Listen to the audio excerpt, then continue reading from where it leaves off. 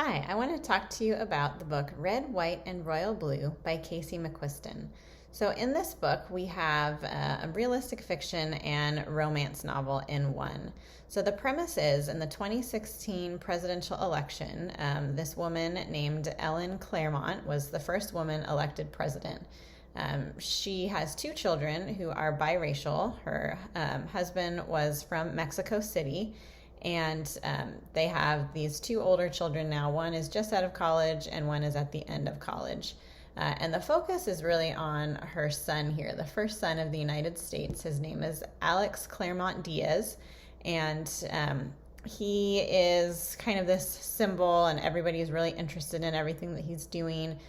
He has his sister June and their best friend Nora, who is the vice president's daughter. And the three of them just kind of have this really idealized social life, and they're also very smart and very involved in the political world.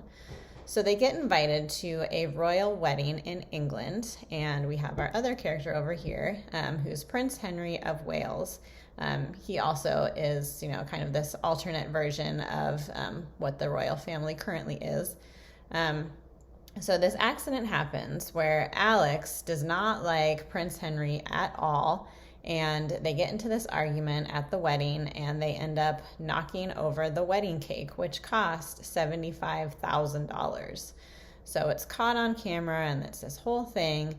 And then the royal family press and the presidential press secretaries, they have to figure out how they're going to fix this. So they decide they're going to stage something that makes it look like Alex and Henry are actually friends, when all this time they've really hated each other.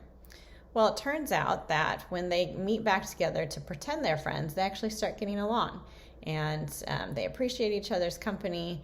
And then they start texting back and forth, and we realize that this whole thing about them not liking each other and being very angry at each other is because they've actually liked each other all along. So they start this secret relationship, and it's very scandalous because we have the Prince of Wales and the first son of the United States in this romantic relationship.